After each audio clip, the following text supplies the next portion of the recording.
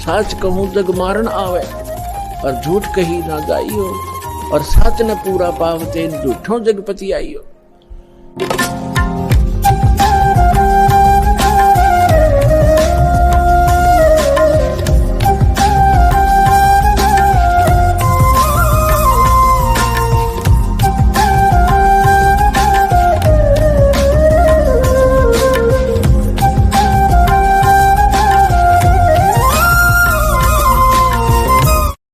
अब सच्चिदानंद घनब्रह्म की वाणी आपको सुनाते हैं। जैसे हम सोचा करते थे कि ये साधक घर त्याग गया, जंगल में चला गया,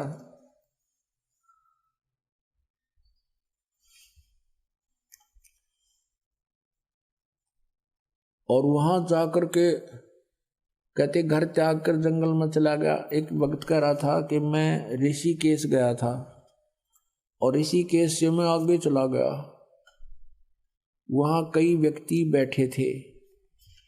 मैंने उनसे पूछा कि तुम कैसे बैठे हो। उन्होंने कहा कि यहाँ जंगल में गहरा था, वहां जंगल सा था, झाड़ बोझड़े थे, वहां एक बहुत बड़ा संत रहता है, और तन पे कपड़े नहीं रखता वो, ना कहीं मांगने जाता है, निवस्त्र रहता है। केले की एक छाल, केले के पत्तों से उसने अपने तन को ढक रखा है, और वो किसी के सामने नहीं आता, किसी को दर्शन नहीं देता। तो मैं भी वहां बैठ गया। कहते हैं वो कभी कभी निकल के आता है। तो एक बार कहते हमने ध्यान से देखा, जब उसकी तरफ देखा तब उसने हमें देख लिया, तो एकदम मुंह पीछे को मुंह कर लिया और भाग के गहरा चला गया। तो वो बता रहा था कि यदि दर्शन हो जाते तो मेरा बेड़ा पार हो जाता, बस थोड़ी सी कसर रहेगी। अब उसको कौन समझावे, क्योंकि ज्ञान है नहीं। साच कहूँ तो जग मारे, भगवान कहते हैं। अब परमात्मा क्या बताते हैं, डंब करें डूंगर चढ़ें। कई साधना करते हैं, ऊपर बैठ जाते हैं ऊंचे से स्थान पर, जहाँ से सबको दिखाई दे कि वो बैठा साधक। डूंगर माने ऊंचे स्थान पर, टीले पर, ताकि दूर से देखे बाबा जी तपस्या कर रहा है, दुनिया इकट्ठी हो जाए, वहाँ पहुँचे उसकी वाह वाह हो जाए। कहते हैं डंब करें, डंब माने पाखंड करते हैं ये लोग। डंब करें डूंगर चढ़ें, अंतर झीनी झूल, और जग जाना यो बंदगी करे यो वो है सूल बबूल। ये तो काटे वो अपने अगत में, जनता जाने बबोड़ी, श्रद्धालु जाने भक्ति कराए। फिर क्या बताते हैं, केले की कोपीन है, यानी केले के पत्ते का लंगोट बना रखा है शरीर पर, कुछ नहीं, और फूल पान फल खाही, नरक का मुख नहीं देखते, जो बस्ती निकट ना जाही। वो जंगल के रोज हैं जो मनुष्यों बिद के जाही, निस्तिन फिरो उजाड़ मैनो परमात्मा पावे नाही। कि केले की पत्तियों की लंगोट बना रखा है, आदमियां तो बेदक कब आग जा हैं, वे मनुष्य के दर्शन नहीं करता, और फूल पत्ते फल खा कर अपना गुजारा करता है। कहते वो तो जंगल के रोज हैं, रोज नील गाय धक्के खाते अंडे, उनते भी नंगो भी नंगे फिरे हैं। जब तक सच साधना नहीं है, सच्चा मंत्र नहीं है, चाहे निर्वस्त्र रहे, चाहे कितने वस्त्र पहन, चाहे लाल पहन चाहे पीले, कुछ आपको कोई लाभ नहीं होगा।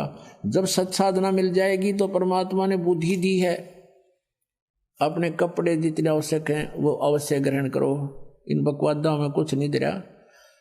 हम पहले जब गुरुजी के पास जाते थे, छुडानी गुरुजी आते थे हमारे, तो वहाँ और भी साधु जो नकली आते थे, तो वो क्या करते थे, कई एक तो केवल एक बस एक कपड़ा बांधते थे पर्दे पर, तय मनसा घुटना तो ऊपर ताई का, और बाकी नी वस्त्र रहते थे शेष। उसको अवधूत कहते थे, अवधूत।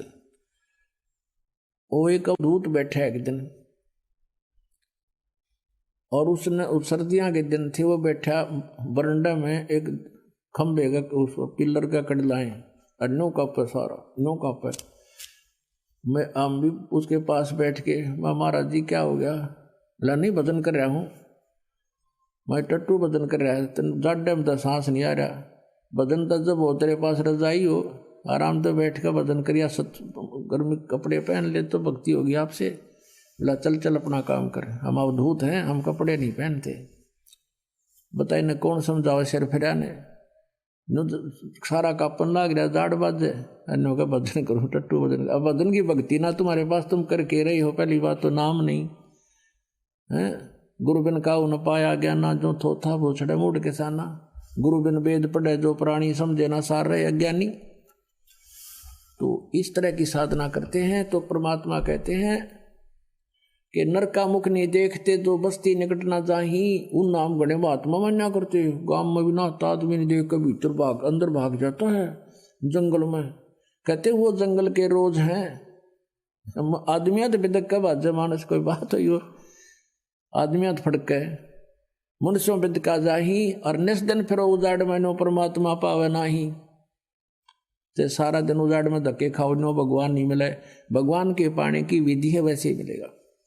डेरे डंडे खुश रहो और खुश रे लहना मोक्ष। और द्रुपरलाद पार हो गए, फिर गृहस्थी में के इस डेरे में के दोष। एक तरफ तो आप कहते हो ध्रुव भी पार हो गया, प्रहलाद भी पार हो गया, और फिर खुद प्रेरणा करते हो कि ब्रह्मचारी रहो। ये कुछ भगत बताते, इसको सारा जड़ंगा फैला रखा है न ज्ञानियों ने। एक भगत कह रहा था कि जी,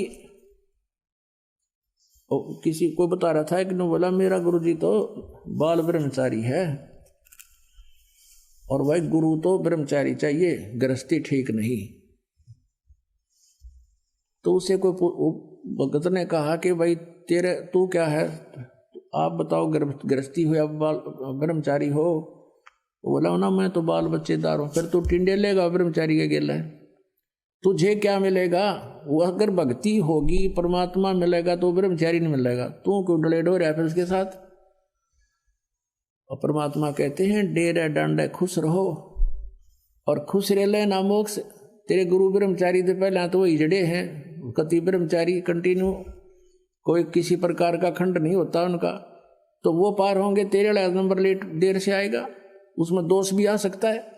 तो कहने का भाव ये है कि जो परमात्मा का विधि विधान है उसके अनुसार चलते हुए डेरे डांडे खुश रहो, यानी घर पे भी खुश रहो, ये चिंतित ना हो। और ये खुश रहे लहना मोक्ष, द्रुपरलाद पार हो गए, फिर गृहस्थी में के दोष बकवाद निस्वाओं भगवान ने नियमित रहना होगा।